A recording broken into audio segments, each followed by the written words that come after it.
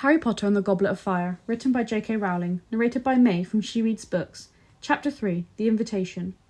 By the time Harry arrived in the kitchen, the three Dursleys were already seated around the table. None of them looked up as he entered or sat down.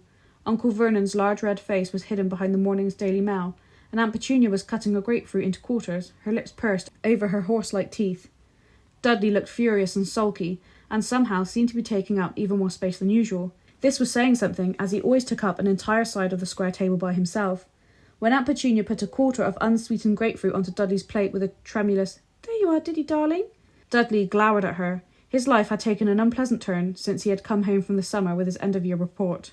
Uncle Vernon and Aunt Petunia had managed to find excuses for his bad marks as usual. Aunt Petunia had always insisted that Dudley was a very gifted boy whose teachers didn't understand him, while Uncle Vernon maintained that he didn't want some swotty little Nancy boy for a son anyway. They always skated over the accusations of bullying in the report. "He's a boisterous little boy, but he wouldn't hurt a fly," said Aunt Petunia tearfully. However, at the bottom of the report there were a few well-chosen comments from the school nurse, which not even Uncle Vernon and Aunt Petunia could explain away.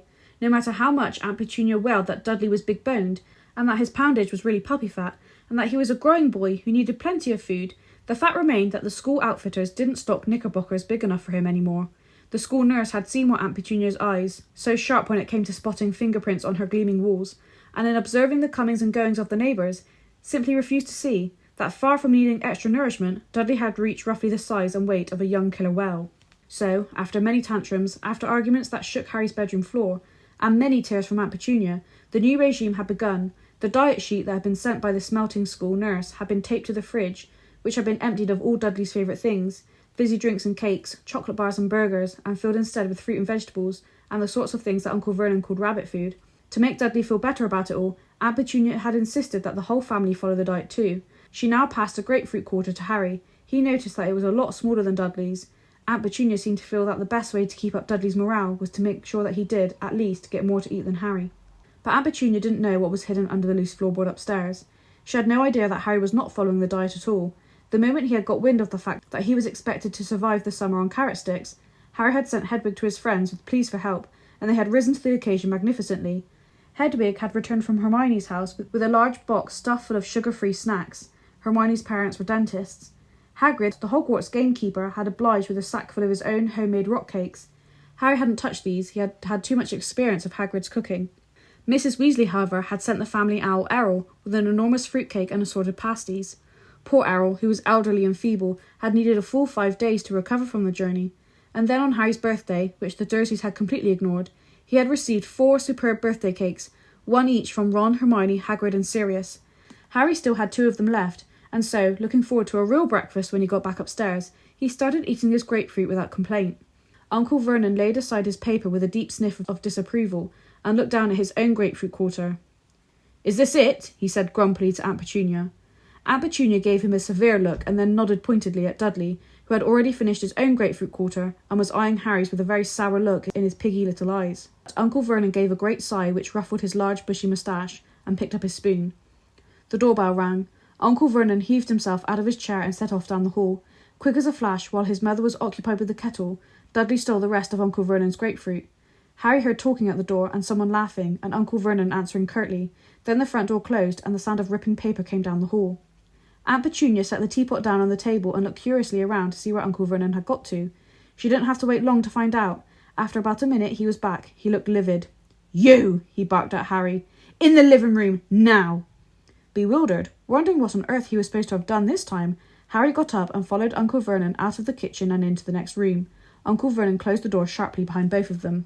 "So," he said, marching over to the fireplace and turning to face Harry as though he was about to pronounce him under arrest. "So!" Harry would have dearly loved to have said, "So what?" but he didn't feel that Uncle Vernon's temper should be tested this early in the morning, especially when it was already under severe strain from lack of food. He therefore settled for looking politely puzzled. "This just arrived," said Uncle Vernon. He brandished a piece of purple writing paper at Harry. "A letter. About you." Harry's confusion increased. Who would be writing to Uncle Vernon about him? Who did he know who sent letters by the postman? Uncle Vernon glared at Harry, then looked down at the letter and began to read aloud. "Dear Mr. and Mrs. Dursley, we have never been introduced, but I am sure you have heard a great deal from Harry about my son Ron. As Harry might have told you, the final of the Quidditch World Cup takes place next Monday night, and my husband, Arthur, has just managed to get prime tickets through his connections at the Department of Magical Games and Sports. I do hope you will allow us to take Harry to the match, as this is really a once-in-a-lifetime opportunity. Britain hasn't hosted the Cup for 30 years, and tickets are extremely hard to come by. We would of course be glad to have Harry to stay for the remainder of the summer holidays, and to see him safely onto the train back to school. It would be best for Harry to send us your answer as quickly as possible in the normal way, because the Muggle postman has never delivered to our house, and I'm not sure he even knows where it is. Hoping to see Harry soon. Yours sincerely, Molly Weasley. P.S. I do hope we've put enough stamps on. Uncle Vernon finished reading, put his hand back into his breast pocket and drew out something else. Look at this, he growled. He held up the envelope in which Mrs. Weasley's letter had come, and Harry had to fight down a laugh. Every bit of it was covered in stamps, except for a square inch on the front, into which Mrs. Weasley had squeezed the Dursleys' address in minute writing. She did put enough stamps on then, said Harry, trying to sound as though Mrs. Weasley's was a mistake anyone could make. His uncle's eyes flashed. The postman noticed, he said, through gritted teeth. Very interested to know where this letter came from, he was. That's why he rang the doorbell. Seemed to think it was funny. Harry didn't say anything. Other people might not understand why Uncle Vernon was making a fuss about too many stamps, but Harry had lived with the Dursleys too long not to know how touchy they were about anything even slightly out of the ordinary. Their worst fear was that anyone would find out they were connected, however distantly, with people like Mrs. Weasley. Uncle Vernon was still glaring at Harry, who tried to keep his expression neutral. If he didn't do or say anything stupid, he might just be in for the treat of a lifetime. He waited for Uncle Vernon to say something, but he merely continued to glare. Harry decided to break the silence. So, can I go then? He asked. A slight spasm crossed Uncle Vernon's large purple face. The moustache bristled. Harry thought he knew what was going on behind the moustache, a furious battle as two of Uncle Vernon's most fundamental instincts came into conflict. Allowing Harry to go would make Harry happy, something Uncle Vernon had struggled against for 13 years. On the other hand, allowing Harry to disappear to the Weasleys for the rest of the summer would get rid of him 2 weeks earlier than anyone could have hoped, and Uncle Vernon hated having Harry in the house. To give himself thinking time, it seemed, he looked down at Mrs. Weasley's letter again. Who is this woman? He said, staring at the signature with distaste. You've seen her, said Harry. She's my friend Ron's mother. She was meeting him off the school train at the end of last term. He had almost said Hogwarts Express, and that was a sure way to get his uncle's temper up. Nobody ever mentioned the name of Harry's school aloud in the Dursley household. Uncle Vernon screwed up his enormous face as though trying to remember something very unpleasant. Dumpy sort of woman, he growled finally. Loads of children with red hair. Harry frowned. He thought it was a bit rich of Uncle Vernon to call anyone dumpy, when his own son Dudley had finally achieved what he'd been threatening to do since the age of 3, and become wider than he was tall. Uncle Vernon was perusing the letter again. Quidditch, he muttered under his breath. Quidditch, what is this rubbish? Harry felt a second stab of annoyance. It's a sport, he said shortly. Played on All right, said Uncle Vernon loudly. Harry saw with some satisfaction that his uncle looked vaguely panicky. Apparently his nerves wouldn't stand the sound of the word broomsticks in his living room. He took refuge in perusing the letter again. Harry saw his lips form the words, send us your answer in the normal way. He scowled. What does she mean, the normal way? He spat. Normal for us, said Harry, and before his uncle could stop him, he added, You know, owl post. That's what's normal for wizards. Uncle Vernon looked as outraged as if Harry had just uttered a disgusting swear word. Shaking with anger, he shot a nervy look through the window, as though expecting to see some of the neighbours with their ears pressed against the glass. How many times do I have to tell you not to mention that unnaturalness under my roof? He hissed, his face now a rich plum colour.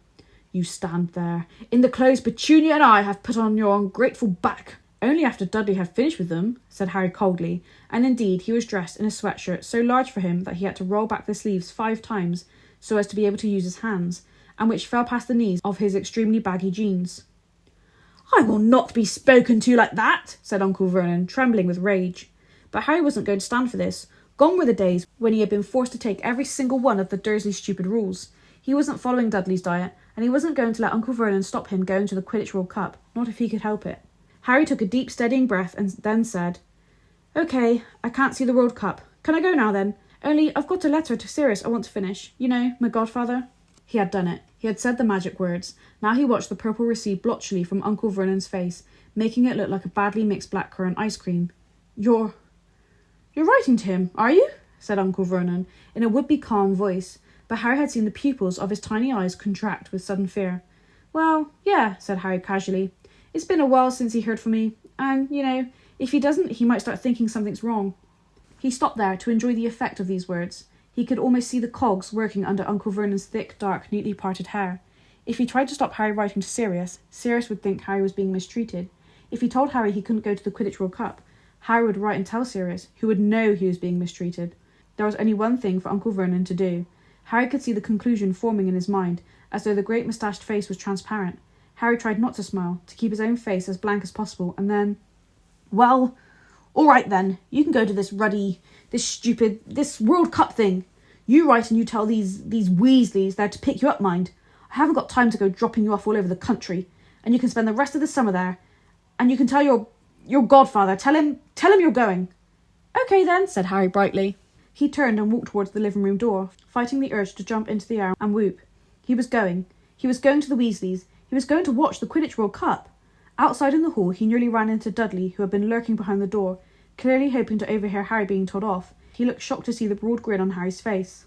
That was an excellent breakfast, wasn't it? Said Harry. I feel really full, don't you? Laughing at the astonished look on Dudley's face, Harry took the stairs 3 at a time and hurled himself back into his bedroom. The first thing he saw was that Hedwig was back. She was sitting in her cage, staring at Harry with her enormous amber eyes, and clicking her beak in the way that meant she was annoyed about something. Exactly what was annoying her became apparent almost at once. Ouch! Said Harry. What appeared to be a small grey, feathery tennis ball had just collided with the side of Harry's head.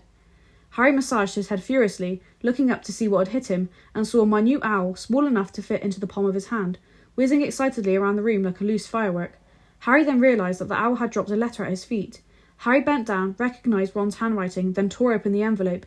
Inside was a hastily scribbled note.